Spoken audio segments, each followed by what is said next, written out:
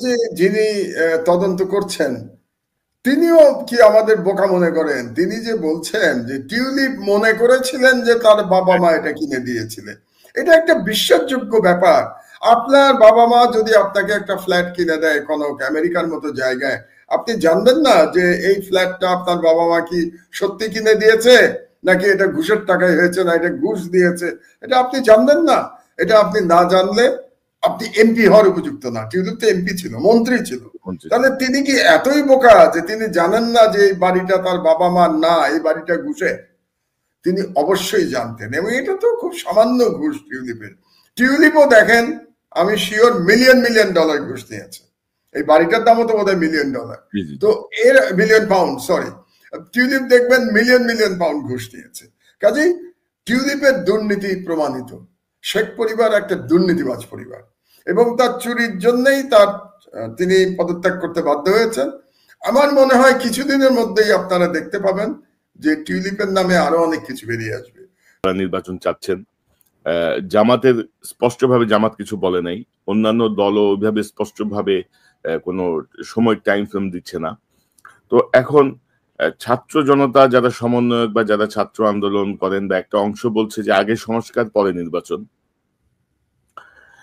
এক সমন্বয়কের কথা শুনলাম খুব সম্ভবত সার্জিস আলম, সে বলছিল যে আপনারা কেন এখন নির্বাচন চাচ্ছেন, 24-এ নির্বাচনের পরে তো নির্বাচন আবার হইতো যে 29-এ, মানে এই পরিবর্তনটা না হইলে তো আপনারা 29-এর আগে নির্বাচনের কথা দাবি করতে পারতেন না। আপনারা কেন এখনই নির্বাচনের ব্যাপারে এত তৎপরতা দেখাচ্ছেন? তো এই যে আগে সংস্কার না পরে নির্বাচন, নির্বাচন সংস্কার, এই জায়গাটা কি আপনার ভাবনা কি বা আপনার বিশ্লেষণ? না, আমার যেটা কথা হলো যে হঠাৎ করে বিএনপি আগস্ট মাস কেন বললো আমি জানি না। একটা হতে পারে যে চাপ সৃষ্টি করার জন্য বলেছে, সিরিয়াসলি বলে নাই। কারণ হচ্ছে জুলাই আগস্টে আপনি কিভাবে নির্বাচন করবেন? জুলাই আগস্টে বাংলাদেশে বর্ষাকাল, এবং নদী নালা সব মানে তখন বন্যা বন্যা কবলিত থাকে বাংলাদেশ। তো বন্যা কবলিত অবস্থায় আপনি নির্বাচন করবেন, এটা কি বাস্তবসম্মত? জুলাই আগস্টে কবে নির্বাচন হলো বাংলাদেশে? তো আমার ব্যক্তিগত ধারণা হচ্ছে যে জুলাই আগস্টে একটা চাপ সৃষ্টি করার প্রচেষ্টা বিএনপির তরফ থেকে। আর সরকারের মধ্যে থেকেও সরকার বিভিন্ন সময় বিভিন্ন সিগন্যাল দিয়েছেন। যেমন আমি যদি প্রফেসর ইউনূসের বক্তব্যে চলে যাই, তাহলে প্রফেসর ইউনূস কিছুদিন আগে যে জাতির উদ্দেশ্যে ভাষণ দিয়েছিলেন নির্বাচন সম্পর্কে, তিনি ধারণা দিয়েছিলেন যে আগামী বছরের প্রথম দিকে নির্বাচন হবে। এবং তিনি এই ধারণা দেওয়ার পরপরই প্রেস সচিব তিনি বললেন যে আগামী বছর জুনের মধ্যে নির্বাচন হবে। এটাও একটা ভুল কথা ছিল, কারণ জুন মাসে নির্বাচন সম্ভব না। জুন মাসে প্রচন্ড গরম থাকে, তারপরে বর্ষাকাল। কাজেই জুন, জুলাই, আগস্ট এই 3 মাসে কোনো নির্বাচন সম্ভব না। তো কাজেই ইউনূস সাহেব প্রথমে যেটা বলেছিলেন যে আগামী বছরের প্রথম দিকে নির্বাচন, সেই দিকে যদি সরকার সবাই একসুরে কথা বলতো, তাহলে আমি ধারণা করছি যে বিএনপিও হয়তো হঠাৎ করে আগস্ট মাসের থিওরি নিয়ে এসে তারা আসতো না। আরেকটি কথা আপনাদেরকে আমি বলতে চাই খুব পরিষ্কারভাবে, নির্বাচন না সংস্কার, এটা একটা অনর্থক বিতর্ক। অনর্থক বিতর্ক কেন আমি বলছি, যে সংস্কার তো একটা অব্যাহত প্রক্রিয়া। সংস্কার কি কোনো সংস্কার কি শেষ করা যায়? শেষ করা যায় না সংস্কার। নির্বাচিত সরকারকেও তো সংস্কার করতে হয়। কাজেই একটার সাথে আর একটা আইদার অর না, আমি আইদার অরে বিশ্বাস করি না। সংস্কার এই সরকার করবেন, করে কিছু সংস্কার যেগুলো নির্বাচনের সাথে সম্পর্কিত সেগুলো কিন্তু করে ফেলতে হবে। সেই সংস্কার না করে তো আপনি নির্বাচনই করতে পারবেন না। একটা এক্সাম্পল দিই আপনাদেরকে, ভোটার লিস্ট যদি আপনি নতুন করে তৈরি না করেন, আপনি নির্বাচন কিভাবে করবেন? 2008 সালের পর থেকে বাংলাদেশের জনগণ ভোট দিতে পারে নাই, এবং এই সময়ের মধ্যে যাদের বয়স হয়েছে ধরেন এখন 35, তারা কিন্তু ভোট দেয় নাই। এবং এই ভোটে তো 18 বছর বয়স পর্যন্ত ছেলেরা ভোট দেবে। তো যাদের 18 বছর বয়স হয়েছে তাদের আপনি ভোটার লিস্টে ইনক্লুড করবেন না, বাড়ি বাড়ি যাবেন না? তো ভোটার লিস্টের কাজটা এখনো শুরুই হয় নাই। তো তাহলে কিভাবে বিএনপি আগস্ট মাস, জুলাই মাসের মধ্যে নির্বাচন করবে বললো আমার জানা নাই। দ্বিতীয় হচ্ছে আরেকটা ব্যাপার আছে, আপনি আগে ভোটার লিস্ট করবেন, তারপরে একটা ডিলিমিটেশনের ব্যাপার আছে। ভোটার লিস্ট করবার পরে আপনার আসনটা ঠিক করতে হবে, কতগুলো আসন, আসনের সীমানা কি হবে, কতজন ভোটারের আসন হবে, এগুলো সব ঠিক করতে হবে। যেমন আপনার মনে আছে নিশ্চয়ই 2008 সালের আগে নির্বাচনের ঠিক আগ দিয়ে তৎকালীন 11 সরকার হঠাৎ করে ডিলিমিটেশন করে এমন ভাবে পরিবর্তন করলো যাতে আওয়ামী লীগের সুবিধা হয়। যে সমস্ত জায়গায় বিএনপির সমর্থন বেশি ছিল সেই সমস্ত জায়গায় তারা আসন কমিয়ে দিয়েছিল, আপনার নিশ্চয়ই মনে থাকার কথা। তো এখন কি ডিলিমিটেশন করে বিএনপিরই তো স্বার্থ হওয়া উচিত যে আগের ডিলিমিটেশনে ফিরে যাওয়া। একটা এক্সাম্পল দেই, মানিকগঞ্জের এক্সাম্পল দেই আপনাদেরকে। মানিকগঞ্জে সাধারণত বিএনপি জিতত, ঐতিহাসিকভাবে বিএনপি জিতে এসছে। সেই মানিকগঞ্জ হঠাৎ করে 4টা আসন ছিল মানিকগঞ্জে, 2008 সালে এটাকে 3টা আসন করে দেয়া হলো।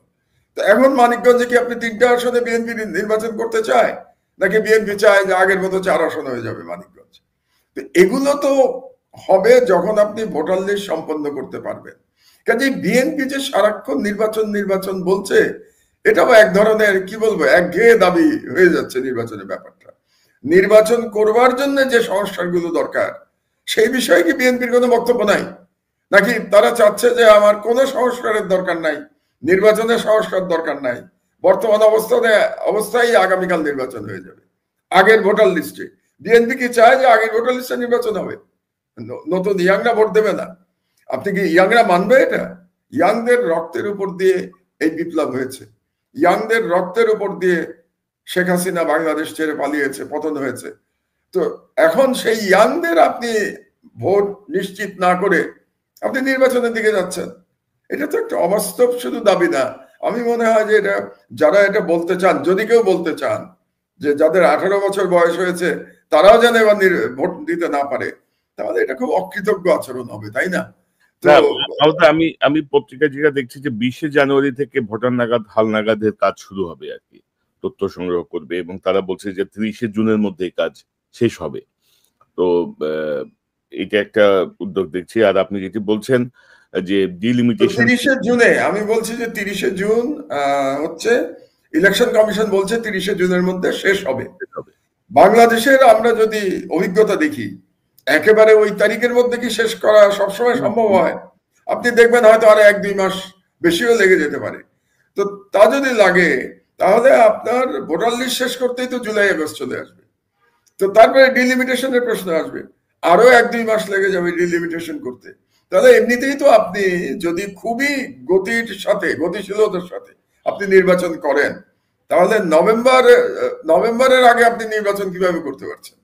কাজেই বিএনপি, আমি মনে করি বিএনপি নিজেও বোঝে যে জুলাই আগস্টের যে দাবি তারা করেছে এটা বাস্তবসম্মত না।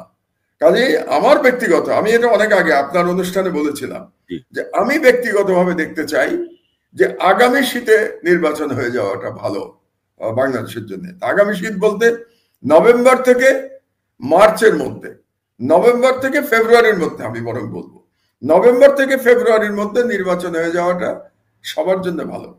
তো এখন এটা এই সরকার করতে পারবে কিনা, আর দ্বিতীয়ত হচ্ছে যে বিএনপি এটা মেনে নেবে কিনা।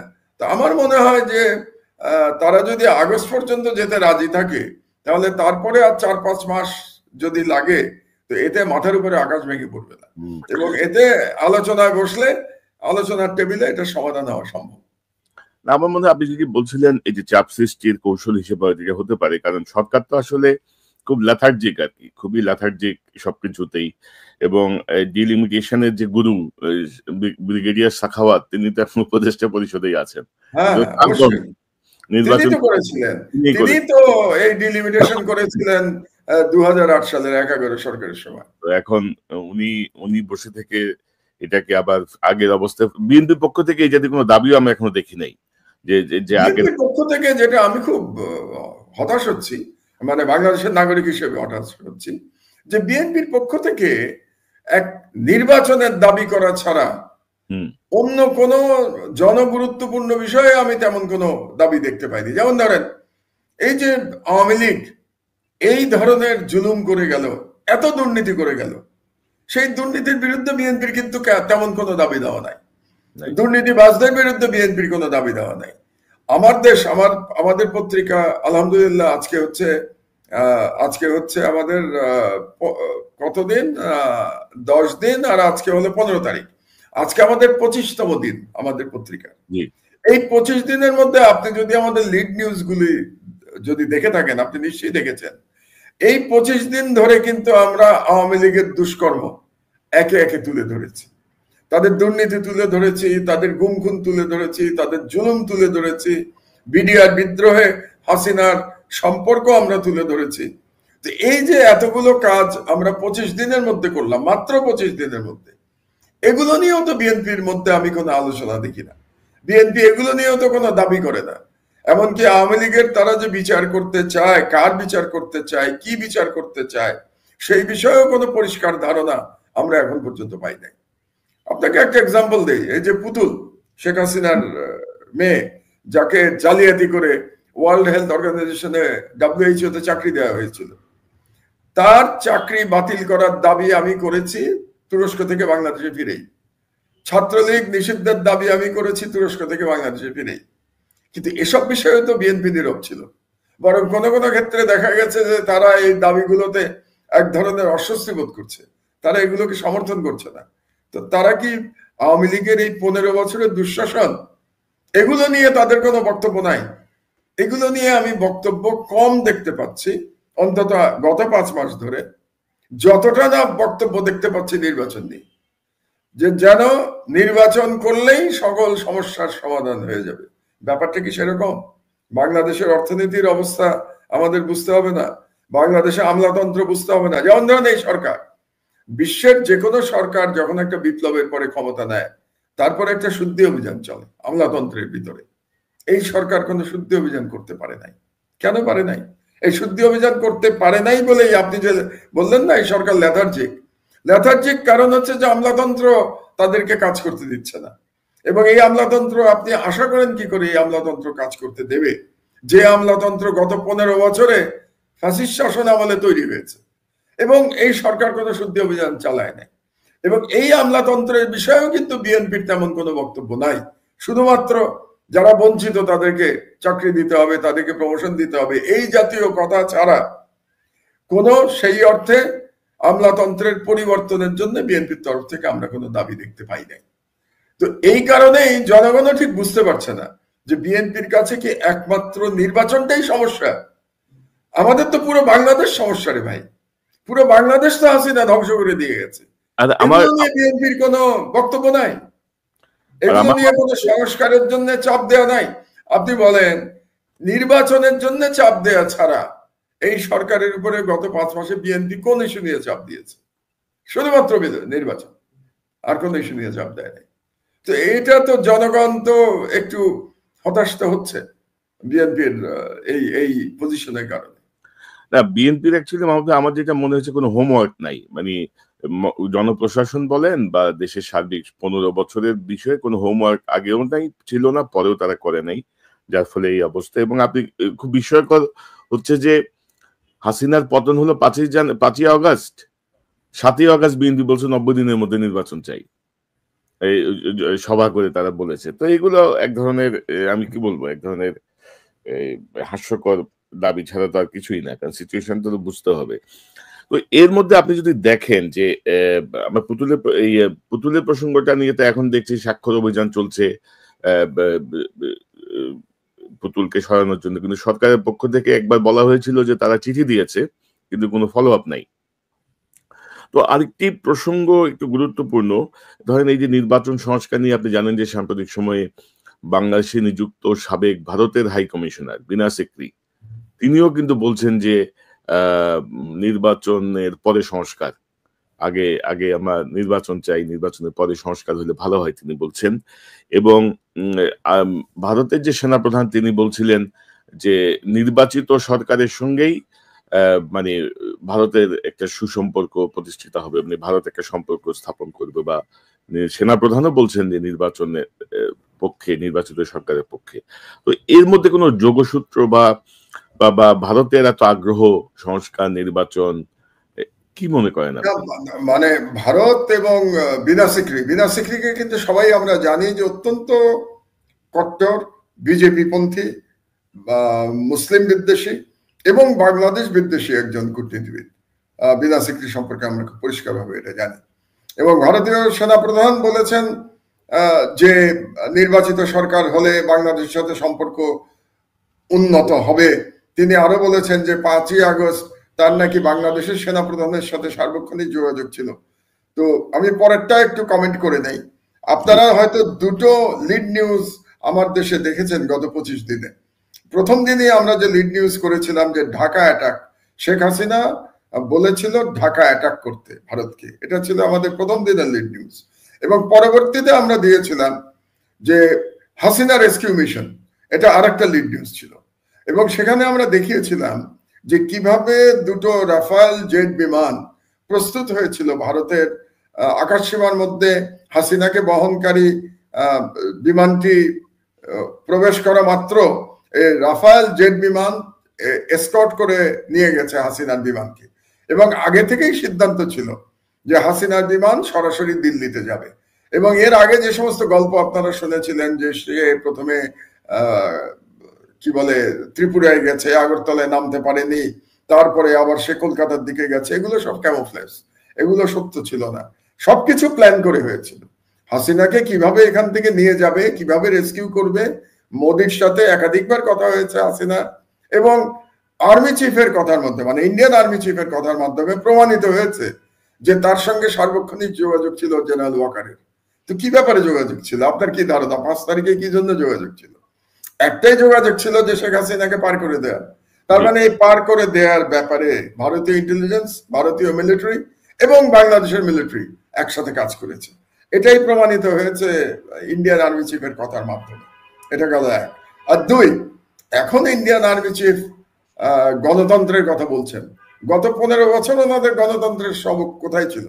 এই সবক গণতন্ত্রের ছিল না। গত 15 বছরে যখন একটা একনায়ক বাংলাদেশে ফ্যাসিবাদ কায়েম করেছিল, তখন তো ভারত সেই ফ্যাসিবাদকে সাপোর্ট করেছে। আজকে গণতন্ত্রের জন্য এত মায়া কান্না বিনা সিক্রির এবং ইন্ডিয়ান আর্মি চিফের। আরেকটা কথা, ইন্ডিয়া তো নিজেদেরকে দাবি করে গণতান্ত্রিক রাষ্ট্র হিসেবে। তো গণতান্ত্রিক রাষ্ট্রে কি একজন আর্মি চিফের এরকম বক্তব্য দেওয়ার ক্ষমতা থাকে? আর্মি চিফ টোটালি সিভিল অ্যাডমিনিস্ট্রেশনের অধীনে থাকে গণতান্ত্রিক দেশে। সুতরাং আর্মি চিফ তো এই বক্তব্যই দিতে পারে না। এই ধরনের বক্তব্য তো দেবে Indian government, Indian foreign minister অথবা ইন্ডিয়ান অন্যান্য মন্ত্রীরা কিংবা বিজেপি, তারা এই ধরনের বক্তব্য দেবে। আরেকটি বিষয় আমি বলতে চাচ্ছি যে এই যে ভারতের যে সুর, সেই সুরের সাথে বিএনপির সুরের একটা মিল আমরা দেখতে পাচ্ছি। যে বিএনপিও বলছে নির্বাচনের কথা, ভারতে বলছে হ্যাঁ তাড়াতাড়ি নির্বাচন হয়ে যাওয়া উচিত, বিনা সিক্রি বলছে, আর্মি চিফও বলছে তাড়াতাড়ি নির্বাচন হয়ে যাওয়া উচিত। এতে অবশ্য আমি মনে করি বিএনপির আনন্দিত হওয়ার কথা, কারণ বিএনপি এ পর্যন্ত আমরা দেখেছি যে ভারত বিএনপিকে অ্যাকসেপ্টই করতে চায় নাই। ভারত পুরোপুরি হাসিনার উপরে সওয়ার হয়েছিল, হাসিনার উপরে ভর করেছিল এবং হাসিনাই তাদের একমাত্র পছন্দের ব্যক্তি ছিল। ওই যে বলে না, all eggs in one basket, যে সকল ডিম একটা ঝুড়িতেই ছিল, আওয়ামী লীগের ঝুড়ি বা আরো বলতে গেলে হাসিনার ঝুড়িতে ছিল। এবং বিএনপি তো চেষ্টা করেছিল ভারতের সাথে সম্পর্ক উন্নয়নে, কিন্তু তখন বিএনপির দিকে তাকিয়েও দেখে নাই ভারত। আমার পরিষ্কার মনে আছে যে জয়শঙ্কর সরাসরি বলেছিল যে যতদিন না বিএনপি ইসলামিস্টদের সাথে সম্পর্ক ত্যাগ না করবে, ততদিন ভারতের সাথে বিএনপির কোনো সম্পর্ক স্থাপন হওয়া সম্ভব না। তো এখন হয়তো ভারত মনে করতে পারে যে বিএনপি ইসলামিস্টদের সাথে সম্পর্ক ত্যাগ করেছে, কাজে সেই অর্থে বিএনপি এখন ভারতের কাছে গ্রহণযোগ্য হয়ে যেতে পারে। তো বিএনপিও আনন্দিত হবে যে ভারত যদি খুশি থাকে, তাহলে বিএনপির পক্ষে ক্ষমতায় যাওয়া এবং ক্ষমতায় টিকে থাকা সম্ভব হবে। মানে আরেকটা ভয়াবহ রাজনৈতিক বিপর্যয়ের মুখে পড়ে কিনা এই দলটা, এটাই হচ্ছে চিন্তার বিষয় আর কি। কারণ 5ই আগস্টের পর থেকে একের পর এক যে ঘটনাগুলো ঘটছে, যে জামাতের সঙ্গে তাদের একটা বিশাল দূরত্ব বলবো না, মানে কনফ্রন্টেশন চলছে, রীতিমতো মানে দ্বন্দ্ব চলছে, তাদের দূরত্ব না, দ্বন্দ্ব চলছে, দূরত্ব মানে মুখোমুখি সংঘর্ষের অবস্থা। এবং অনেক জায়গায় সংঘর্ষ হচ্ছে, ছাত্র সংগঠনগুলো। সংঘর্ষ কেন? বিএনপির এক নেতা তো বলেছেন যে যুদ্ধাপরাধীদের বিচার ঠিকই ছিল এবং এটা অব্যাহত রাখা উচিত। তাহলে তো ধারণা করে নেওয়া যেতে পারে বিএনপি ক্ষমতায় আসলে আবার তারা যুদ্ধাপরাধীদের বিচার শুরু করবে, এটাও তো হতে পারে। তারপরে ছাত্রদের সঙ্গে দূরত্ব বাড়ছে, আওয়ামী লীগ নিষিদ্ধ চায় না, মানে সব মিলায় ধরেন একটা জটিল পরিস্থিতি বিএনপি নিজেরাই নিজেদের আশেপাশে তৈরি করে ফেলছে। এটি আমাদের পর্যবেক্ষণ। আমি জটিল বলবো না, আমার মনে হয় বিএনপি ধরেই নিয়েছে যে বিরোধী দল কে হবে বাংলাদেশে নির্বাচন হলে, বিরোধী দল হবে জামাত। তারা মনে করতেই পারে যে জামাত বিরোধী দল হবে। কাজে এখন থেকেই সরকারি দল এবং বিরোধী দলের যে আমরা দ্বন্দ্ব কথার লড়াই দেখতে পাই, হয়তো আমরা নির্বাচনের আগে এটা দেখতে পাচ্ছি। আর জামাতও মনে করছে, জামাতও অনেক বক্তব্য দিয়েছে যেটা আপত্তিজনক বিএনপির জন্য। এর অনেকগুলো এক্সাম্পল আমরা দিতে পারি। যেমন জামাত চাঁদাবাজির যে অভিযোগগুলো উত্থাপন করছে, বিএনপির নাম নিয়ে নয়, কিন্তু যেভাবে বলছে তাদের বিএনপির দিকেই যাচ্ছে। কাজে সেই দিক দিয়ে জামাতও বিএনপির সাথে একটা যুদ্ধংদেহী ভাব আমরা দেখতে পাচ্ছি। কাজে ভবিষ্যৎ রাজনীতি নতুন করে তৈরি হচ্ছে, নির্মাণ হচ্ছে বাংলাদেশে। এখন সেখানে আওয়ামী লীগের বেলায় কি হবে? বিএনপি তো আওয়ামী লীগকে নিয়ে নির্বাচন করতে চায়। তো বিএনপি আওয়ামী লীগ যদি নির্বাচনে আসে, এই যে টিউলিপের যে কাণ্ড, মানে তাদের যে দুর্নীতি বেরোচ্ছে একের পর এক, শেখ হাসিনা পালিয়ে গেছে, ভারতের আশ্রয়ে আছে, টিউলিপের মন্ত্রিত্ব চলে গেল চুরির দায়ে, বা চুরি করা ফ্ল্যাটের মালিকানা বা সেটা সুবিধা নেয়ার দায়ে। ওইদিকে শেখ হাসিনার পুত্র বলেছে সে 3 বছর আগে নাকি তার স্ত্রীকে ডিভোর্স করেছে, এবং সেখানে তার বিরুদ্ধে দুর্নীতির অভিযোগ প্রায় প্রমাণিত হওয়ার পর্যায়ে চলে গেছে। আপনি আমার থেকে ভালো জানবেন যে আমি শুনতে পাচ্ছি FBI অনেক কিছু, জাস্টিস ডিপার্টমেন্ট অনেক কিছু প্রমাণ পেয়ে গেছে তার মানি লন্ডারিং এর এবং অন্যান্য দুর্নীতির, এবং আরো বড় দুর্নীতি নাকি খোঁজা হচ্ছে, আরো বড় দুর্নীতি। কাজেই প্রমাণ হয়ে গেছে যে শেখ হাসিনা পরিবার একটা দুর্নীতিবাজ পরিবার, এক শেখ পরিবার। 2 নম্বর হচ্ছে তারা একটা খুনি পরিবার, কারণ তারা প্রচুর হত্যা করে গেছে, এখানে গুম খুন করেছে, বিডিআর হত্যাকাণ্ড চালিয়েছে, ম্যাসাকার করেছে, শাপলা চত্বর ম্যাসাকার করেছে, সর্বশেষ জুলাই বিপ্লবে তারা ম্যাসাকার চালিয়েছে। তো এত অপরাধ যাদের, তাদের পক্ষে রাজনীতি থেকে ফিরে আসা এত সহজ, তারা এত সহজে রাজনীতিতে ফিরে আসবে, নেতৃত্ব কারা দেবে, এবং তারা এসে নির্বাচন করবে, ব্যাপারটা কি এত সহজ নাকি? তো যদি আমরা ধরে নেই যে হ্যাঁ ঠিক আছে আওয়ামী লীগ নির্বাচনে আসবে এবং বিএনপিও চায় আওয়ামী লীগ নির্বাচনে আসুক, তো সেই অবস্থায় হয়তোবা বিএনপি চাইতে পারে যে আওয়ামী লীগই তাহলে বিরোধী দলে থাকুক, সেটাও তাদের প্রত্যাশা হতে পারে। আমি জানি না তাদের রাজনৈতিক কৌশল কি হবে, কারণ যদি আওয়ামী লীগ নির্বাচনে আসে তাহলে নির্বাচনে তো 4টি পক্ষ আমরা দেখতে পাচ্ছি। আপনি বলবেন 4 নম্বর পক্ষটা কে, সেটাতে আমি আসছি। 1 নম্বর পক্ষ তো আমরা দেখতে পাচ্ছি বিএনপি, এবং মনে করা স্বাভাবিক যে নির্বাচন হলে বিএনপি ক্ষমতায় যাওয়ার কথা, যাওয়া উচিত, না যাওয়ার আমি কোনো কারণ দেখি না, যদি না তার বিরাট কোনো ভুল করে ফেলে। 2 নম্বর হলো জামাত, 3 নম্বর আওয়ামী লীগ, চতুর্থ হচ্ছে ছাত্রেরা। তারা তো বোঝাই যাচ্ছে যে তারা একটা দল করার দিকে অগ্রসর হচ্ছে, এবং তারা যদি দল করে এবং নির্বাচনে আসে তাহলে তাদেরও একটা দল থাকবে, যেটা খুব শক্তিশালী না হলেও ইয়াংদের একটা সাপোর্ট তো তাদের প্রতি আছে। আপনিও জানেন, আমিও জানি যে তরুণরা একটা পরিবর্তন চায় বাংলাদেশে। তো সব মিলে 4টে দলের মধ্যে যে নির্বাচন বা যে প্রতিদ্বন্দ্বিতা হবে আগামী নির্বাচনে, সেই নির্বাচনে বিএনপি চাইতে পারে যে আওয়ামী লীগ বিরোধী দলে থাকুক, জামাত 3 নম্বরে থাকুক, এটাও তাদের চাহিদা হতে পারে। এই জন্যই তারা এত আগে থেকে জামাতকে মেইনলি টার্গেট তারা করছে। আপনি দেখেন তাদের নেতাদের বক্তব্যে এখন যত না আওয়ামী লীগের বিরুদ্ধে তাদের বক্তব্য, তার থেকে বেশি বক্তব্য কিন্তু জামাতের বিরুদ্ধে। এবং আরেকটি জিনিস আপনাদেরকে স্মরণ করিয়ে দিই, আমার দেশ প্রকাশিত হওয়ার আগ পর্যন্ত আমি বহুবার আলাপ করেছি, বাংলাদেশের মিডিয়ায় কিন্তু এই আওয়ামী লীগের যে দুঃশাসন সেগুলো নিয়ে কিন্তু নিউজ বেরোচ্ছিল না বাংলাদেশের মিডিয়ায়। মানুষ ভুলেই গেছিল বাংলাদেশে যে হাসিনা কি করে গেছে।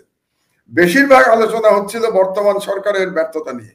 মিডিয়ার সর্বদা আলোচনা করছিল ইউনূস সরকার কি কি ভুল করেছে, কিন্তু হাসিনা যে কি সর্বনাশ করে গেছে এই আলোচনা প্রায় বন্ধ হয়ে গেছিল। এই আলোচনা শুরু করেছে কিন্তু আমার দেশ আসার পরে গত 25 দিনে আমরা প্রতিদিন নিউজ করেছি লুটপাটের ব্যাপারে, শেখ হাসিনার এবং তার জুলুম, তার হত্যার ব্যাপারে। এবং আমার দেশ করার কারণে এখন অন্যান্য মিডিয়া বাধ্য হচ্ছে এই আওয়ামী লীগের দুঃশাসন নিয়ে নিউজ করবার জন্য। সেটা টেলিভিশনেও হচ্ছে, সেটা প্রিন্ট মিডিয়াতে হচ্ছে। এবং আপনি শুনলে অবাক হবেন, কোন জাতীয় সংবাদপত্র এখন আমার দেশের সংবাদকে নকল করছে। এটা আশ্চর্য, এটা আমি দেখি নাই। আমি যতদিন ধরে মিডিয়ার সাথে আছি এটা আমি দেখি নাই। যেমন 2টো এক্সাম্পল দেই আপনাকে। আমাদের লিড নিউজ গুলো কন্টেন্ট তৈরি করে ইত্তেফাকের মতো একটা পত্রিকা তাদের ইউটিউবে চালাচ্ছে আমার দেশের লিড নিউজ। যুগান্তর তাদের ইউটিউবে চালাচ্ছে আমার দেশের লিড নিউজ। মানে এটা তো একেবারে মানে কি বলবো, এটা তো অন্যায়, এটা তো আপনি করতে পারেন না।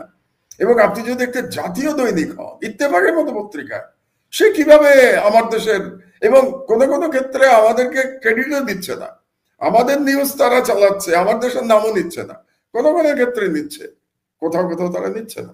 তো এখন এই যে বাধ্য হলো বাংলাদেশের মিডিয়া হাসিনার দুঃশাসনকে আবার তুলে ধরতে, এটা বাধ্য হয়েছে 25 দিনের আমার দেশের জন্য। আমার দেশ না থাকলে এখনো দেখতেন যে হাসিনার কুকর্ম প্রায় ভুলেই গেছে বাংলাদেশের মানুষ, এরকম একটা সিচুয়েশন তৈরি হতো। তো বিএনপিরও যে এখন আমি নেতা নেত্রীদের যে বক্তব্য দেখছি, তাতে এই 15 বছরের দুঃশাসনের বর্ণনা আমি দেখছি না, বা তার প্রতিবাদ দেখছি না। তার থেকে বরং দেখছি একসময় যারা একসাথে লড়াই করেছে, জুলাই বিপ্লবে লড়াই করেছে। আপনি বলেন এখন যে দ্বন্দ্ব চলছে, কার সাথে কার দ্বন্দ্ব বেশি চলছে? বিএনপির সাথে জামাতের দ্বন্দ্ব চলছে, এমনকি বিএনপির সাথে নতুন ছাত্র যারা দল করতে যাচ্ছে তাদের দ্বন্দ্ব চলছে। অথচ সেই তুলনায় বিএনপির সাথে আওয়ামী লীগের দ্বন্দ্ব কিন্তু এখন আর আমরা খুব একটা শুনতে পাচ্ছি না। তো খুবই একটা নতুন ধরনের রাজনীতি বাংলাদেশে। এবং মাহমুদ ভাই, আমি যতটুকু আমার সোর্স যতটুকু জানি যে বিএনপির কেউ কেউ মনে করে যে শক্তিশালী বিরোধী দল হিসেবে তারা আওয়ামী লীগকে পছন্দ করে, জামাত কেউ না আর কি। মানে আওয়ামী লীগ নির্বাচন করেও বিরোধী দলে বসুক, তাইলে ভালো হবে, এরকম একটা ধারণা তাদের মধ্যে কারো কারো হয়তো কেউ কেউ পোষণ করে। আর আরেকটি বিষয় আপনি যদি দেখেন যে বিএনপির মনে হচ্ছে যেন মানে আমরা ক্ষমতা গেলে সব করব, মানে আমরাই করব। এই যে ধরনের আপনি যেটি বলছিলেন হেফাজত হত্যাকাণ্ড নিয়ে কোনো ওই সুস্পষ্ট দাবি নাই, বিডিআর হত্যাকাণ্ড নিয়ে সুস্পষ্ট দাবি নাই, মানে আওয়ামী লীগ আমলের ঘটে যাওয়া সকল অপকর্ম নিয়ে কিন্তু বিএনপির সুনির্দিষ্ট কোনো দাবি বা মানে মুভমেন্ট নাই, কিন্তু যে আমরা ক্ষমতায় যাই আমরাই সব করবো, এরকম একটা ব্যাপার আর কি। তো আমার তো মনে হয় যে কিছু কিছু সেন্সিটিভ ইস্যু অন্তর্বর্তীকালীন সরকারকে মাধ্যমে করে নিতে পারলে এটা একটা স্ট্রং রাজনৈতিক মুভও তো হইতে পারতো, তাই না? না, আমি যেটা মনে করি যে ভাই কতটা সংস্কার এই সরকার করতে পারবে আমি জানি না, এবং আমি এই বিষয়ে একমত যে যে সাংবিধানিক সংস্কার করার ম্যান্ডেট এই সরকারের নাই। আমি কিন্তু এটা বলে যাব, কন্টিনিউয়াসলি বলে যাব। এটা হয়তো এই সরকারের পছন্দ না হতে পারে, কিন্তু আসলে আপনাদের ম্যান্ডেট নাই, কারণ ম্যান্ডেটটা আপনারা হারিয়ে ফেলেছেন প্রথম দিন বিপ্লবী সরকার ঘোষণা না দিয়ে। তো যেহেতু আপনারা দেন নাই, তো ম্যান্ডেট আপনারাই হারিয়েছেন, আপনাদের ম্যান্ডেট নাই এটা করবার। কিন্তু কতগুলোই কাজ তো হতে হবে ভাই নির্বাচনের আগে। শেখ হাসিনার বিচার তো হতে হবে, নাকি বিচার হতে হবে না? আওয়ামী লীগের যারা হত্যাকারী তাদের বিচার তো হতে হবে। যে সমস্ত আর্মি অফিসার গুম খুনের সাথে জড়িত, যে সমস্ত পুলিশ অফিসার গুম খুনের সাথে জড়িত, তাদের বিচার তো হতে হবে। তো তাহলে তাদের বিচার সম্পন্ন করার কোনো তাগিদ আমি তো বিএনপির কাছ থেকে দেখতে পাচ্ছি না। তাহলে মিনিমাম যেটা দাবি হওয়া উচিত, বিএনপির হওয়া উচিত ছিল বলে আমি মনে করি, একজন পত্রিকার সম্পাদক এবং বাংলাদেশের একজন নাগরিক হিসেবে মনে করি, যে হ্যাঁ নির্বাচনের জন্য তারা দাবি তুলতেই পারে, দাবি তুলবেই। রাজনৈতিক দলগুলো ক্ষমতায় যেতে চায়, কিন্তু তার সাথে তাদের বলা উচিত ছিল আপনারা দ্রুততার সাথে বিচার সম্পন্ন করুন। আজ পর্যন্ত একবারও এটা আমরা শুনি নাই যে আমি আগস্টে নির্বাচন চাই, কিন্তু জুনের মধ্যে আমি চাই শেখ হাসিনার বিচার হয়ে যাবে। তো এই বিচার অনিষ্পন্ন রেখে কি আপনারা নির্বাচনে যাবেন? এবং আপনারা কি বলতে চাচ্ছেন যে আপনারা গিয়ে বিচার করবেন? এরকম কোনো ক্লিয়ার কমিটমেন্ট তো আপনাদের কাছ থেকে এখনো পায় নাই, বিএনপির কাছ থেকে দেশের জনগণ পায় নাই তো, যে তারা কি বিচার, তারা কি হেফাজতের বিচার করবে, হেফাজতের হত্যাকাণ্ডের? তারা কি বিডিআর হত্যাকাণ্ডের বিচার করবে? তারা কি জুলাই হত্যাকাণ্ডের বিচার করবে? তারা কি শেখ হাসিনার এই দুর্নীতির বিচার করবে? এগুলো সম্পর্কে এখন পর্যন্ত আমরা তেমন কোনো বক্তব্য পাই নাই। আমরা একটাই পাচ্ছি প্রতিদিন, নির্বাচন। আপনি কি একটা অদ্ভুত মিল আমার হঠাৎ মনে হইলো, আপনি যদি দেখেন যে শেখ হাসিনা এ পর্যন্ত এই যে গ্রেনেড হামলা মামলা খালাস হয়ে গেল, বা 10 ট্রাক অস্ত্র মামলা, বা বেগম খালেদা জিয়ার মামলা, এগুলো যে প্রত্যাহার হয়ে গেল, বাতিল হয়ে গেল, এগুলো নিয়ে কিন্তু শেখ হাসিনা কিন্তু একটা শব্দ উচ্চারণ করে নেই। খেয়াল করছেন আপনি মাহমুদ ভাই? যে এগুলো নিয়ে কিন্তু কোনো অভিযোগ তার আর নাই, কিন্তু বা যেগুলো তার রাজনৈতিক হাতিয়ার ছিল, মানে এটা কি ভিতরে ভিতরে কি কোনো মানে পরস্পর পিঠ চুলকানি চলছে নাকি আল্লাহ জানে, সেটা আমি জানি না। তবে একটা জিনিস খুব পরিষ্কার কনক, এইটুকু আমি বলতে পারি একজন পলিটিক্যাল অ্যানালিস্ট হিসেবে, যে ভারতের কাছে এই মুহূর্তে বিএনপির থেকে বড় শত্রু হলেন প্রফেসর ইউনূস। কারণটা হলো গত 5 মাস ধরে ভারতের বিষয়ে প্রফেসর ইউনূস যে অবস্থান গ্রহণ করেছেন, এই অবস্থান গ্রহণের কারণে ভারত অত্যন্ত বিরক্ত প্রফেসর ইউনূসের উপরে। প্রতিটা ইস্যুতে প্রফেসর ইউনূস কিন্তু ছাড় দেন নাই ভারতকে, এবং তিনি শক্তভাবে লড়াই করছেন। এবং আরেকটা ব্যাপার হলো যে ইয়াং জেনারেশন বাংলাদেশের যারা যারা বিপ্লব করেছে, যারা সাহসিকতার সাথে জীবন দিয়েছে, যাদের কারণে পুলিশ বলতে বাধ্য হয়েছে যে একটা গুলি করি একজন মরে, বাকি গুলি তো যায় না স্যার, এটা পুলিশ বলতে বাধ্য হয়েছে কেন? কারণ তরুণরা জীবনকে তুচ্ছ করে তারা লড়াই করেছে ফ্যাসিবাদের বিরুদ্ধে, ভারতীয় সম্প্রসারণবাদের বিরুদ্ধে, ভারতীয় হেজেমনির বিরুদ্ধে। এই যে ইয়াং জেনারেশন, এরা কিন্তু সম্পূর্ণভাবে তারা বাংলাদেশের বর্তমান অবস্থার জন্য ভারতকে দায়ী করে, এবং ভারতের প্রতি তাদের বিদ্বেষ রয়েছে, সঙ্গত কারণেই বিদ্বেষ রয়েছে তাদের। তো ভারতও এদেরকে একই কারণে অপছন্দ করে। তাহলে ভারত কাদেরকে সব থেকে বেশি অপছন্দ করে এখন? এক হচ্ছে এই যে বিপ্লবী তরুণদের অপছন্দ করে, আর হচ্ছে প্রফেসর ইউনূসকে অপছন্দ করে। সুতরাং ভারত মনে করে, এবং ভারত যা মনে করবে হাসিনা তো তাই করবে। আপনি কি মনে করেন শেখ হাসিনা কোনো কাজ দিল্লিতে বসে করতে পারে যেটা ভারত চাচ্ছে না? এটা কি সম্ভব দিল্লিতে বসে হাসিনার পক্ষে কোনো বিবৃতি দেয়া যেটা ভারত আগে থেকে তারা এগ্রি করে না বা দেখে দেয় না হাসিনার বিবৃতি? প্রতিটা বিবৃতি আপনি শিওর থাকেন আগে ভেটিং করিয়ে নিতে হয়। ভারতীয় ইন্টেলিজেন্সে ডিপ স্টেট ভেটিং করে দেয় হাসিনা কি বলবে। কাজে হাসিনা কে ভারতই এখন বলছে যে তুমি আক্রমণ করবে শুধুমাত্র ইউনূসকে। আপনি দেখেন হাসিনার বক্তব্যের 90% এখন ইউনূসের বিরুদ্ধে, 90%। অথচ আগে সর্বক্ষণ হাসিনা বেগম খালেদা জিয়া এবং তারেক রহমানের বিরুদ্ধে বিষোদ্গার করতো ক্ষমতায় থাকতে। আপনার ভাষাগুলি মনে আছে যে শেখ হাসিনা কি ভাষায় কথা বলতো খালেদা জিয়া এবং তারেক রহমানের নামে? সেগুলো হয়তো এখন বিএনপির নেতা কর্মীরা সব ভুলে গেছে যে কি ভাষায় হাসিনা কথা বলতো। এখন কিন্তু হাসিনা 90% তার রাগ হচ্ছে ইউনূস, 90% সে বলছে বাংলাদেশের তথাকথিত ইসলামিস্ট, মানে আবার সেই আগের বয়ানের দিকে যাচ্ছে যে বাংলাদেশে এক ধরনের ইসলামিস্ট রেভলিউশন হয়েছে, এটাই বলার চেষ্টা করছে। তো সুতরাং ভারত চাইবে প্রফেসর ইউনূস চলে যাক, প্রফেসর ইউনূস ব্যর্থ হোক, এবং এই যে ইয়াং ছেলেরা যারা ভ্যানগার্ড ছিল বিপ্লবের ভ্যানগার্ড যে তারা ছিল এটা তো আপনাকে মানতে হবে। হ্যাঁ, সবাই মিলে তাদেরকে সহযোগিতা করেছে, বাট ভ্যানগার্ড ছিল এই ইয়াং জেনারেশন, এই নেতৃত্ব। এদের প্রতি ভারতের যত ক্রোধ, যত আক্রোশ এখন। তো সুতরাং ভারত চাইবে যে কোনো মূল্যে এই ইয়াং জেনারেশনকে শেষ করে দিতে এবং প্রফেসর ইউনূসের সরকারকে ব্যর্থ করতে। কাজে ভারতের এখন অপশনটা কি আপনাকে বুঝতে হবে। ভারতের একমাত্র তারা বেছে নিয়েছিল হাসিনাকে। ওই যে বললাম আমি, সব ডিম এক ঝুড়িতে, হাসিনার ঝুড়িতে। এখন হাসিনা নাই, হাসিনা পলাতক, হাসিনা ভারতের আশ্রয়। হাসিনার সাম্রাজ্য ভেঙে পড়েছে, টিউলিপের চাকরি চলে গেছে। টিউলিপের চাকরি তো শুধু না, আমি তো মনে করি যুক্তরাজ্যের প্রাইম মিনিস্টারও তো দায়ী এই দুর্নীতিকে প্রশ্রয় দেওয়ার জন্য। আজকে ব্রিটিশ পার্লামেন্টে তো প্রাইম মিনিস্টারকে অভিযুক্ত করা হচ্ছে, তিনি করা উচিত তো। আপনি কি মনে করেন এই যে টিউলিপকে যে টাকা পয়সা দিয়েছে, টিউলিপ যে ইলেকশন করেছে, এই টাকা কোত্থেকে গেছে? এটা হাসিনার চুরির টাকা, বাংলাদেশের জনগণের লুটপাটের টাকায় টিউলিপ সেখানে ইলেকশন করেছে। এবং আপনি শিওর থাকেন লেবার পার্টিতে যে চাঁদা দেওয়া হয়েছে এগুলিও লুটপাটের টাকা। কেন আপনি দেখেন নাই সালমান রহমানের ছেলে তারা 2.5 লাখ পাউন্ড দিয়েছে কিং চার্লসের কোন এক ফাউন্ডেশনে? এই 2.5 লাখ পাউন্ড কার টাকা? সালমানের ছেলে তার টাকা দিয়েছে না বাংলাদেশের জনগণের চুরি করা টাকা দিয়েছে সালমান রহমান? তো তাহলে এই সমস্ত টাকা পয়সা ব্রিটিশ এস্টাবলিশমেন্টকে কে সাপ্লাই করেছে? হাসিনা সাপ্লাই করেছে। কিন্তু সেই সাম্রাজ্য এখন ভেঙে পড়ছে, টিউলিপের চাকরি চলে গেছে, তাকে পদত্যাগ করতে হয়েছে।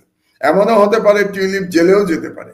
তার যদি বিচার হয় তাহলে সেই বিচারে দোষী সাব্যস্ত হলে টিউলিপ জেলেও যেতে হতে পারে। ওইদিকে জয় জেলে যাওয়ার মতো অবস্থা হয়েছে, জয়েরও একই অবস্থা। তো এরকম একটি পরিস্থিতিতে কনক আপনাকে বুঝতে হবে যে ভারত আর আওয়ামী লীগের উপরে সওয়ার হতে পারবে না। মানে আওয়ামী লীগকে দিয়ে আর ভারত ইমিডিয়েটলি বাংলাদেশের রাজনীতিতে ফিরতে পারবে না, সম্ভব না। আওয়ামী লীগের ইমিডিয়েট ক্ষমতায় আসার কোনো সুযোগ নাই। তো যদি না থাকে তো ভারত কার উপরে সওয়ার হবে? ইউনূসকে দেখতে পারে না ভারত, ছাত্রদের দেখতে পারে না, জামাতের উপরে, তাহলে ভারতকে সওয়ার হতে হবে হয় বিএনপির উপরে, নাহলে জামাতের উপরে। এই দুটোই তো অপশন, নাকি আর কোনো অপশন আছে ভারতের কাছে? অপশন তো নাই। এখন জামাতের উপরে তো সওয়ার হওয়া সম্ভব না। এই মুহূর্তে জামাতের উপরে সওয়ার হয়ে ইন্ডিয়ার লাভও নাই। কেন লাভ নাই? প্রথমত হচ্ছে জামাত তো ক্ষমতায় যাবে না। জামাতের ক্ষমতায় যাওয়ার মতো পরিস্থিতি তো বাংলাদেশে তৈরি হয় নাই, এটা তো পরিষ্কার। অনেকে অনেক কিছু আশা করতে পারে, কিন্তু বাস্তবতা হলো জামাত ক্ষমতায় যাবে না। তাহলে জামাতের উপর সওয়ার হয়ে লাভ কি? ভারতের কোনো লাভ নাই। তাহলে ক্ষমতায় কে যাবে? ক্ষমতায় যাবে বিএনপি। তাহলে ভারত যদি পলিটিক্স বোঝে, তাহলে তার এখন বিএনপির উপরে সওয়ার হওয়া ছাড়া কোনো অল্টারনেটিভ নাই ভারতের। এখন বিএনপি কি ভারতকে অ্যাকসেপ্ট করবে কি করবে না, সেটা বিএনপির রাজনীতির ব্যাপার। বিএনপি কি রাজনীতি করবে আমি জানি না, আপনি জানেন কিনা আমার জানা নাই, কিন্তু আমার জানা নাই যে বিএনপি কি রাজনীতি করবে। ভারত অতি অবশ্য বিএনপিকেই এখন মনে করবে যে আমার জন্য বিএনপি মন্দের ভালো। আপনি কি ব্যাপারটা বুঝতে পারলেন? বাংলাদেশের বর্তমান রাজনৈতিক বাস্তবতায় ভারতের জন্য বিএনপি মন্দের ভালো, যতদিন না আবার আওয়ামী লীগকে আবার এটাকে নিয়ে আসা সম্ভব হয়, সেই পর্যন্ত বিএনপি ছাড়া ভারতের আর কোনো অপশন নাই।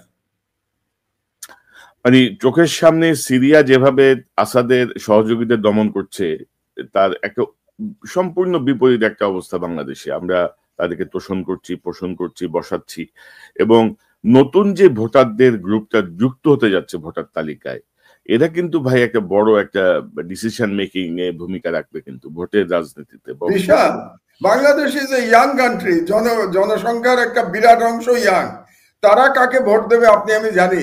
আমি যদি এখন চিন্তা করি 91-এ বিএনপি এত পার্সেন্ট ভোট পেয়েছে, আওয়ামী লীগ এত পার্সেন্ট পেয়েছে, জামাত এত পেয়েছে, 96-এ এত পেয়েছে, ওই রেশিওতে এইবার ইলেকশন হবে, আমার মনে হয় ব্যাপারটা ঠিক সেরকম। কারণ ইয়াং জেনারেশন 2008-এর পরে ভোট দেয় নাই। এই ইয়াং জেনারেশন কাকে পছন্দ করে আপনি আমি এটা জানি না, কোনো আমাদের কাছে কোনো স্ট্যাটিস্টিক্স নাই। কাজেই আগামী নির্বাচনে আমরা বুঝতে পারবো যে আসলে ইয়াং জেনারেশন কাদেরকে ক্ষমতায় দেখতে চায়। ওই যে আমরা যেটা ধরতাম না যে 30% অমুকের ভোট ব্যাংক, 40% অমুকের ভোট ব্যাংক, এই কনসেপ্টটা সম্ভবত এই নির্বাচনে কিন্তু কার্যকর হবে বলে মনে হয় না আর কি। নতুন যারা ঢুকবে কিছু ক্ষেত্রে হবে, যেমন ধরেন আমি মনে করি আরবান এলাকায় হতে পারে, কারণ আরবান না সরি রুরাল এলাকায় হতে পারে, গ্রামে হতে পারে। গ্রামে মার্কা দেখে ভোট দেয়, গ্রামে ব্যক্তির থেকে কিন্তু মার্কা দেখে ভোট দেয়, ধানের শীষ, নৌকা, দাড়িপাল্লা। কিন্তু আরবান এলাকায়, শহর অঞ্চলে যেখানে ইয়াং ভোটার বেশি, শিক্ষিত ভোটার বেশি, সেখানে ভোটিং প্যাটার্ন, অন্তত আমি তো ভাই বলতে পারবো না যে ভোটিং প্যাটার্ন কি হবে। সেটার জন্য এবারের নির্বাচনের জন্য আমাদের অপেক্ষা করতে হবে যে ভোটিং প্যাটার্ন কি হয়। আবার ধরেন বিএনপির ভারপ্রাপ্ত চেয়ারম্যান তারেক রহমান সাহেব যা বলছেন, মানে তার বক্তব্যে মাঠে যারা বক্তব্য দিচ্ছেন, দলগুলোর সাথে নিশ্চয়ই এখন আলোচনা করবে, এবং রাজনৈতিক দলগুলো আলোচনার পরে তারা একটা ঐক্যমত্যে পৌঁছানোর চেষ্টা করবে। যেরকম আপনার নিশ্চয় মনে আছে 1990 সালে তৎকালীন এরশাদ সরকারের পতনের পরে তৎকালীন যে দলগুলো আন্দোলন করেছিল তাদের মধ্যে একটা ঐক্যমত হয়েছিল, এবং সেই অনুযায়ী সংবিধান সংশোধন করা হয়েছিল পরবর্তী পার্লামেন্টে গিয়ে। এবং কি কি পরিবর্তন হয়েছিল? একটা হয়েছিল প্রেসিডেন্সিয়াল ফর্ম থেকে পার্লামেন্টারি ফর্মে যাওয়া হয়েছিল, আর দ্বিতীয় একটা হয়েছিল যে চিফ জাস্টিস শাহাবুদ্দিন সাহেব, যিনি প্রধান উপদেষ্টার দায়িত্ব গ্রহণ করেছিলেন, তাকে আবার চিফ জাস্টিস পদে ফিরিয়ে নেয়ার যে বিধানটা সংবিধানে সংযুক্ত করা হয়েছিল। তো এগুলো করা হয়েছিল যেহেতু সব দল একমত হয়েছিল। এখন আমাদের দেখার বিষয় যে সংস্কার প্রস্তাব যেগুলো করা হচ্ছে সেগুলোর মধ্যে কটা সব দল একমত হয় আর কি, কোন কোন বিষয়ে। তো যদি সব দল একমত হয় তাহলে পরবর্তী পার্লামেন্টে গিয়ে এটাকে র্যাটিফাই করা তেমন কোনো সমস্যা হবে বলে আমি মনে করি না। আর কিছু বিষয় তো ভালো ভালো হয়েছে। সমাজতন্ত্র বলে তো এখন পৃথিবীতে কিছু নাই, এবং সমাজতান্ত্রিক দেশগুলো তো মোটামুটি সবই ভেঙে পড়ে গেছে। সোভিয়েত ইউনিয়ন নাই, তার বদলে রাশিয়া তৈরি হয়েছে। অন্যান্য দেশের সমাজতন্ত্র এখন নাই বললেই চলে। চীনে যে সমাজতন্ত্র আছে সেটাও এক ধরনের ক্যাপিটালিজম। ক্যাপিটালিজমের মধ্যে কি বলবো, এক নায়ক বা এক দলের শাসন আছে, কিন্তু সেখানে অর্থনীতি এখন সমাজতান্ত্রিক অর্থনীতি এটা বলা যাবে না। কাজে বেশ কিছু পরিবর্তন খুবই গুরুত্বপূর্ণ বলে আমি মনে করি। আর বাঙালি জাতীয়তাবাদের জায়গায় সম্ভবত বাংলাদেশি জাতীয়তাবাদ বলা হয়েছে, এটাই সঠিক। আমাদের এখানে ভৌগোলিক অবস্থানের ভিত্তিতে জাতীয়তাবাদ নির্ণয় করাটাই সঠিক বলে আমি মনে করি। আর মহিলাদের জন্য আলাদা আসন সংরক্ষিত করে আবার তাদেরকে নির্বাচিত করা, এটা নিয়ে আমি ভিন্ন মত পোষণ করি। কারণ এই আবার নতুন করে 100 সিটের জন্য আলাদা ইলেকশন, এটা এক ধরনের খরচের ব্যাপার। আর বাংলাদেশের মতো দেশে আপনি কতগুলি নির্বাচন করবেন? তাহলে নির্বাচনই করতে হবে। তার চেয়ে বরং আমি মনে করি সহজ সংস্কার হতে পারত যদি দলগুলোকে বলা হতো যে আপনাদেরকে এত শতাংশ আসন আপনাদেরকে নমিনেশন দিতে হবে মহিলাদের। এটা যদি করা হতো তাহলে স্বয়ংক্রিয়ভাবে কিন্তু মহিলারা নির্বাচিত হতেন। যেমন কথার কথা ধরুন 10% যদি বলা হয় সবগুলো দলকে যে আপনাদের কম করে 10% মহিলা আপনাদেরকে দিতে হবে, তার মধ্যে সরাসরি ভোটে নির্বাচনের একটা পদ্ধতি চলে আসতে পারে। এটা আমার মনে হয় আরো বেটার সংস্কার হতো ওই 100 সিটে সরাসরি মহিলাদের নির্বাচিত করার পরিবর্তে। এক আর দ্বিতীয় আরেকটি বিষয় আমার কাছে মনে হয়েছে যে এটা গুরুত্বপূর্ণ, এটা আসেনি। আমার ব্যক্তিগত একটা বক্তব্য আছে, আমি লিখেওছি আমার দেশে, আমি আমার মন্তব্য প্রতিবেদন যেটা আমি প্রত্যেক বুধবারে লিখি, সেখানে আমি একটাতে লিখেছি যে আমি মনে করি বাংলাদেশের উচিত একটা প্রেসিডেন্সিয়াল ফর্মে ফিরে যাওয়া, রাষ্ট্রপতি শাসিত সরকারে ফিরে যাওয়া উচিত। এখন যেটা বলা হচ্ছে যে রাষ্ট্রপতি নাকি নির্দলীয় হবেন এবং রাষ্ট্রপতি আবার জনগণের ভোটে নির্বাচিত হবেন, এখানে কিন্তু বিষয়টা খুব পরিষ্কার না আমার কাছে। আমি মনে করি বাংলাদেশের উচিত আমেরিকান সিস্টেম অথবা ফ্রেঞ্চ সিস্টেম ফলো করা। আমেরিকান সিস্টেমে যদি আমরা তাকাই তাহলে কি হচ্ছে আমেরিকায়, দেখুন যে প্রেসিডেন্ট সরাসরি ভোটে নির্বাচিত হচ্ছে, তুরস্কেও তাই হচ্ছে। এবং পার্লামেন্ট, আপনারা যেটাকে কংগ্রেস বলেন এবং সিনেট বলেন, দ্বিকক্ষ, সিনেটও নির্বাচিত হচ্ছে, পার্লামেন্টও নির্বাচিত হচ্ছে, মানে আপনাদের কংগ্রেস নির্বাচিত হচ্ছে। এবং এরকম কিন্তু অনেকবার দেখা গেছে যে প্রেসিডেন্ট এক দল থেকে হয়েছে অথচ কংগ্রেসে মেজরিটি আর এক দলের, এরকম সিচুয়েশন আমেরিকায় বহুবার হয়েছে। এবং একইভাবে ফ্রান্সে হয়েছে। ফ্রান্সে এই মুহূর্তে প্রেসিডেন্ট এক দলের কিন্তু প্রাইম মিনিস্টার কিন্তু অন্য দলের ফ্রান্সে। তো আমার মনে হয় বাংলাদেশে এই ধরনের একটা কিছু করা উচিত ছিল, যেখানে একটা ভারসাম্য থাকতো প্রেসিডেন্টের ক্ষমতা এবং পার্লামেন্টের ক্ষমতার মধ্যে, এবং প্রাইম মিনিস্টারের কোনো পজিশনের দরকার নাই। এটা আমার ব্যক্তিগত চিন্তা। এখন এই চিন্তার সাথে হয়তো জনগণ সবাই একমত হবেন না, কিন্তু আমি মনে করি বাংলাদেশে পার্লামেন্টারি সিস্টেমের মাধ্যমে অ্যাকচুয়ালি ফ্যাসিবাদ প্রতিষ্ঠিত হয়েছে। এবং ওয়েস্টমিনস্টার স্টাইল আমরা যেটাকে বলি, ইউকের মতো ওয়েস্টমিনস্টার গভর্নেন্স, এটার মাধ্যমে কিন্তু বাংলাদেশে আমরা ফ্যাসিবাদ প্রতিষ্ঠা হতে দেখেছি।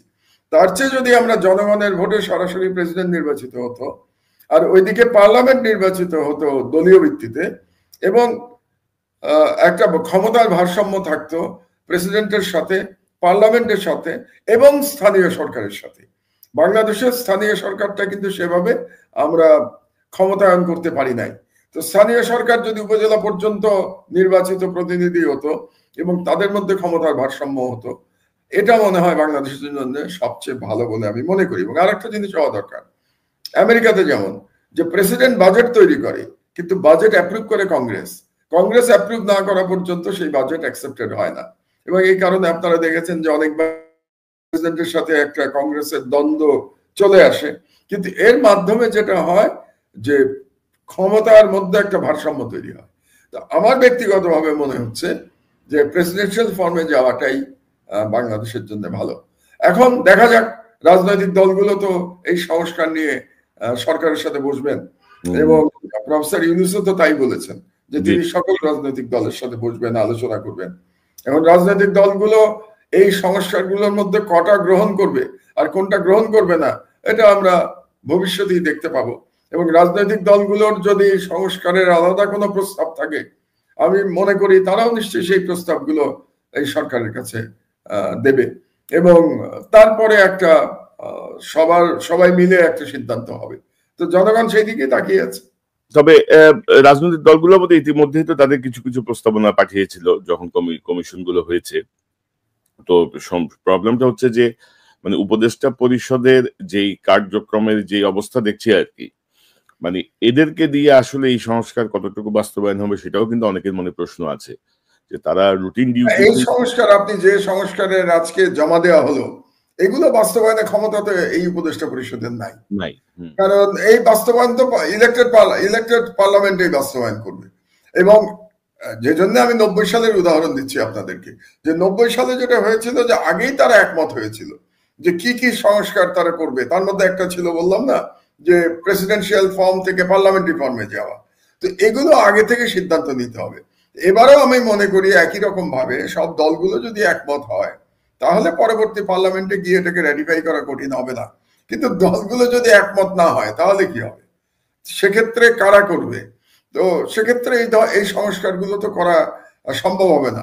আর একটা হতে পারত, যেটা আমি বহুবার বলেছি, একই কথা বারে বারে বলে যাই, আপনার অনুষ্ঠানেই বলেছি আমি, যে এটা যদি একটা বিপ্লবী সরকার হতো, তাহলে সেই সরকারের একটা মানে সেই বিপ্লবের একটা ম্যান্ডেট থাকতো।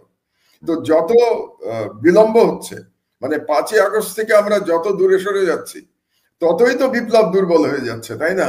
তো বিপ্লব যদি দুর্বল হয়ে যায়, তাহলে এই সরকারের আর ক্ষমতা কোথায়? এই সরকারের ক্ষমতার যে যেটাকে বলে ফাউন্টেন হেড অফ পাওয়ার, ক্ষমতার একেবারে উৎস, সেটা তো ছিল বিপ্লব। তো বিপ্লব থেকে যত দূরে সরে যাবে, সরকারের ক্ষমতাও তত কমে যাবে। এবং এই উপদেষ্টাদের মধ্যে অনেকের মধ্যেই তারা বিপ্লবের সাথে অনেকেই সম্পর্কিত ছিলেন না। সবচেয়ে বড় কথা, অনেকেই এই বিপ্লবের সাথে সম্পর্কিত ছিলেন না। অনেকের অভিজ্ঞতার অভাব আছে, অনেকের দক্ষতার অভাব আছে, অনেকের সাহসের অভাব আছে, সমন্বয়হীনতা আছে। কাজে এদের পক্ষে তো এই সংস্কার সম্পন্ন করা সম্ভব না। তারা সংস্কারের প্রস্তাব করেছেন, এখন দেখা যাক রাজনৈতিক দলের সাথে তারা দর কষাকষি করে কতদূর তারা অ্যাচিভ করতে পারেন। এখন মাহমুদ ভাই, একটা বড় একটা বিভাজন, মানে দুইটা ভাগ। একটা ভাগ হচ্ছে ধরেন বিএনপি মহাসচিব বলেছেন যে জুলাই আগস্টের মধ্যে নির্বাচন সম্ভব। মানে এটার মধ্যে কিন্তু অনেক ধরনের মানে কি বলবো, মানে ফলো করছেন না কিন্তু তারা। আমি জানি না, এটা তাদের স্ট্র্যাটেজিও হতে পারে, যে চেয়ারপারসন যেটা বলছেন, মাঠের বক্তব্য যদি ভিন্ন হয়ে থাকে, আমি জানি না ভিন্ন কিনা। ভিন্ন হয়ে থাকলে এটা পলিটিক্যাল স্ট্র্যাটেজিও হতে পারে। এক একজনকে দিয়ে এক এক কথা বলানো কিন্তু part of the political strategy, এক। আর দুই হচ্ছে যে মাঠের বক্তব্য যদি আমরা দেখি, তাহলে মাঠের বক্তব্যে মনে হচ্ছে যে বিএনপি দুই দলকে তারা প্রধান প্রতিদ্বন্দ্বী ধরে নিয়েছে। একটা হচ্ছে জামাত এবং আরেকটা হচ্ছে তরুণরা। এরা হচ্ছে মেইন প্রতিদ্বন্দ্বী। তারা আওয়ামী লীগ সম্পর্কে খুব একটা চিন্তা করছে না। এটা আরেকটা কারণে হতে পারে, তারা মনে করছে আওয়ামী লীগ আর কোনো ফ্যাক্টর না বাংলাদেশে আপাতত। তো যদি ফ্যাক্টর না হয়, তাদের সম্পর্কে মাথা ঘামিয়ে কি লাভ? কাজে ফ্যাক্টর যারা জামাত এবং নতুন মানে তরুণ যারা আসছে, তাদের বিরুদ্ধেই বিএনপির অধিক বক্তব্য আমরা দেখতে পাচ্ছি। মানে বিএনপির নির্বাচন নিয়ে আমার খুব মজা লাগে।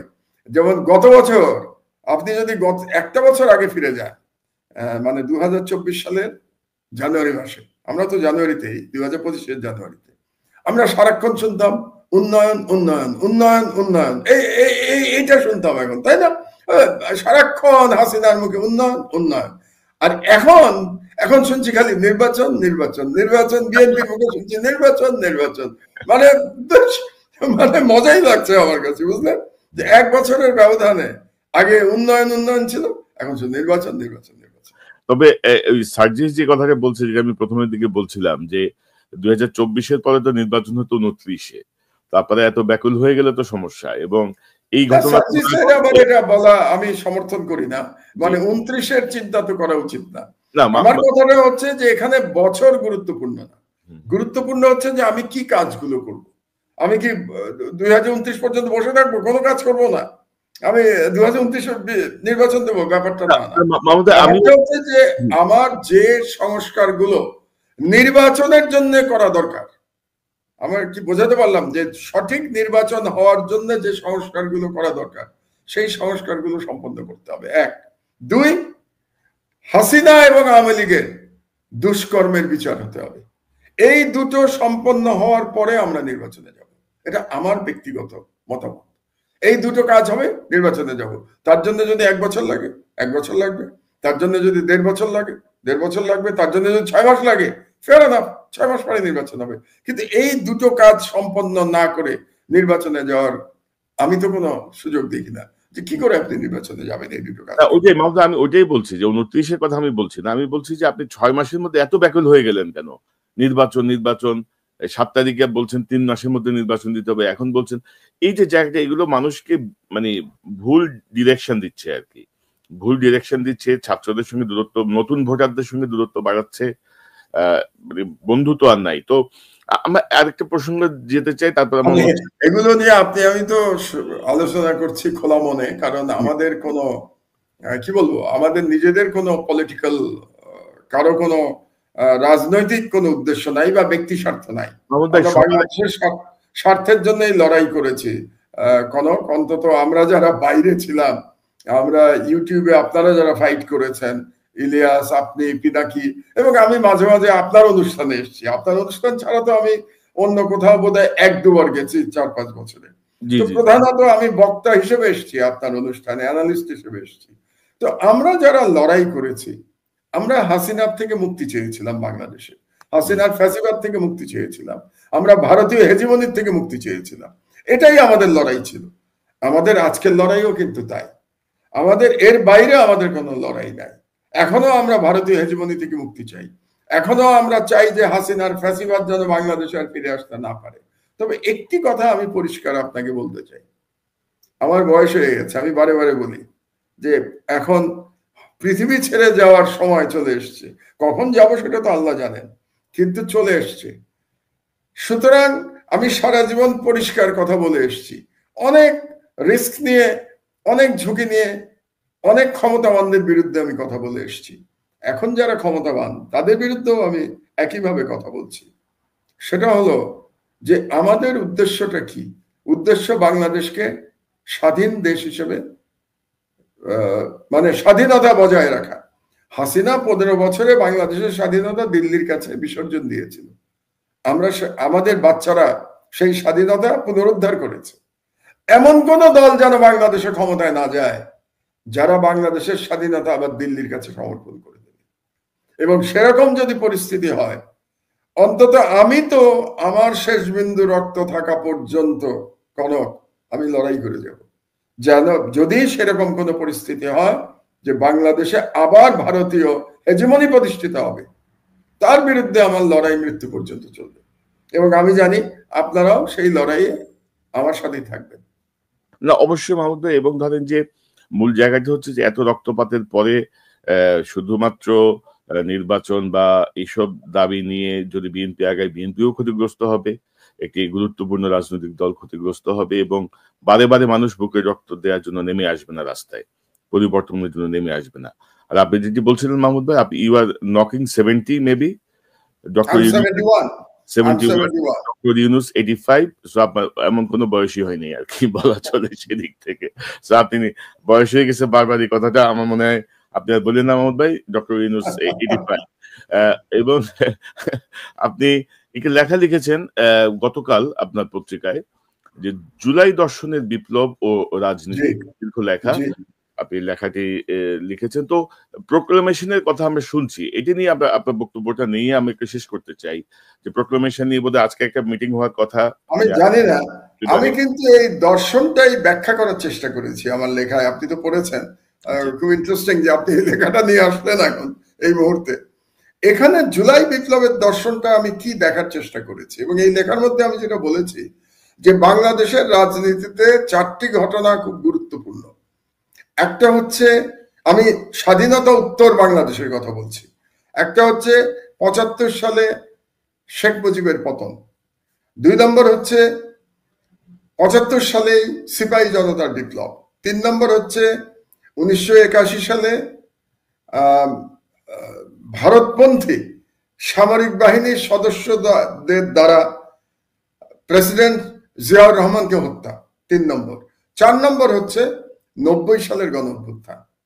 এরপরে চলে আসলো এবার জুলাই বিপ্লব। আমাদের দুর্ভাগ্য হচ্ছে যে ওই 4টা যে ঘটনা, এবং তার মধ্যে বিশেষ করে 1975 সালের যে সিপাহী বিপ্লব এবং 1990 সালের যে গণঅভ্যুত্থান, এ দুটো নিয়ে আমাদের সেইভাবে আমরা কোনো তত্ত্ব হাজির করতে পারি নাই। যেমন ধরেন সিপাহী বিপ্লব নিয়ে যদি আমরা আলোচনা করি, যে আমরা 75-এর সিপাহী বিপ্লবের পরে কিন্তু এক এক দলকে এটাকে ভিন্নভাবে ব্যাখ্যা করতে দেখেছি। আমরা যারা সেটার পক্ষে ছিলাম আমরা বলেছি এটা একটা বিপ্লব ছিল, এটা সিপাহী জনতার অভ্যুত্থান ছিল। আর অন্য দল যারা, যে বিশেষত আওয়ামী লীগ, তারা বলেছে এটা অভ্যুত্থান ছিল না, এখানে সামরিক বাহিনীর কর্মকর্তাদের হত্যা করা হয়েছে। খালেদ মোশাররফপন্থীরা এভাবেই তারা ব্যাখ্যা করেন 75 সালের 7ই নভেম্বরের ঘটনাকে। তারপরে 90 সালের গণ অভ্যুত্থানের পরেও কিন্তু আমরা গণতন্ত্র ধরে রাখতে পারি নাই। তার 15 বছর পরে আবার 1/11 এসে মার্কিন যুক্তরাষ্ট্র এবং ভারত মিলে আমাদের গণতন্ত্র হরণ করেছে। এটাই ইতিহাস। তো এবারের বিপ্লবের যদি একটা বয়ান, এটা দর্শন, একটা ফিলসফি অ্যান্ড এটা রাজনীতির একটা ব্যাখ্যা যদি হাজির করা না যায়, তাহলে কে জানে আজ থেকে 10 বছর পরে এই বিপ্লবেরও ভিন্ন ভিন্ন ব্যাখ্যা হবে, এই বিপ্লব নিয়েও মানুষ বিভ্রান্ত হবে। এই জন্যই আমি মনে করি এই জুলাই বিপ্লবের একটা প্রকৃত ফিলসফি, প্রকৃত পলিটিক্যাল ন্যারেটিভ তৈরি করা প্রয়োজন। দুর্ভাগ্যবশত এই কাজটি কিন্তু এখন পর্যন্ত ইউনূস সরকার কিংবা যে ছেলেরা নেতৃত্ব দিয়েছে, যারা দল করতে চাচ্ছে, তারা এখন পর্যন্ত হাজির করতে পারে নাই। শুধু একটা প্রক্লেমেশন দিলে তো হবে না। তারা যে নতুন রাজনৈতিক বন্দোবস্তের কথা তারা বলে, আপনি দেখবেন ইয়াংদের বক্তৃতায় প্রায়ই শুনবেন নতুন রাজনৈতিক বন্দোবস্ত। বন্দোবস্তটা কি সেটা কি বলেছে জনগণকে? তারা এখনো প্রায় 6 মাস হতে চললো, তারা বলে নাই। আমি আমার আজকের লেখায়, আজকে যেটা ছাপা হয়েছে, ইনফ্যাক্ট আজকেই ছাপা হয়েছে আমার মন্তব্য প্রতিবেদন, সেটাতে এটারই আমার মতো করে একটা ব্যাখ্যা দেওয়ার চেষ্টা করেছি যে জুলাই বিপ্লবটা কি ছিল, জুলাই বিপ্লবটা কি হলো। যেমন ধরেন সেখানে একটা মেয়ের কথা লিখেছি, বাচ্চা মেয়ে, আমার মেয়ের মতো। সে বলেছে পিছনে পুলিশ, সামনে স্বাধীনতা। আমি স্বাধীনতার দিকে এগিয়ে গেছি। কি চমৎকার কথা, ভাবতে পারেন? পিছনে পুলিশ, সামনে স্বাধীনতা। তার মানে কি, সে নিজের স্বাধীনতা এবং রাষ্ট্রের স্বাধীনতা দুইটার কথাই কিন্তু বলেছে। নিজের freedom and the সভরেনিটি of the country. আরেকটা চিন্তা করেন স্লোগান, দিল্লি না ঢাকা, ঢাকা ঢাকা।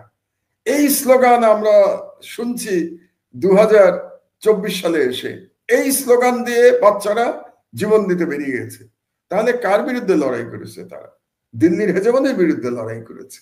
তাহলে এই যে পলিটিক্যাল ফিলসফি, এটাকে হাজির করা দরকার। তো আমার মনে হয় এটা যত দেরি করছে ছেলেরা, তত ভুল করছে। তারা দল করবে কি করবে না এই ব্যাপারে আমার কোনো মন্তব্য নাই। তারা করবে কি করবে না, করলেই এটাও তো এক ধরনের কিংস পার্টি তো হবে, তাই না? মানে সরকারের সমর্থন নেই তো তারা পার্টি করবে, তো কিংস পার্টি হবে তারা। তো তারা কিভাবে করবে, কখন করবে, কেমন করে করবে আমার জানা নাই। কিন্তু আমি যেটা চাই যে বিপ্লবের একটা রাজনৈতিক বয়ান তারা তাড়াতাড়ি যেন নিয়ে আসে। সেটা কি প্রক্লেমেশনের মাধ্যমে আনবে নাকি একটা পলিটিক্যাল ফিলসফির মাধ্যমে আনবে, এটা তাদের ব্যাপার, কিন্তু এটা আসা উচিত। তারই একটা কি বলবো, একটা ছোট একটা কি মানে লেখা বা তার একটা ইঙ্গিত আমি দেওয়ার চেষ্টা করেছি আমার আজকের এই মন্তব্য প্রতিবেদন। মন্তব্য প্রতিবেদন তো আর বিরাট করে লেখা যায় না, তারপরে আমি নর্মালি এখন 1200 শব্দের মধ্যে লিখি, আজকেরটা 1500 শব্দ।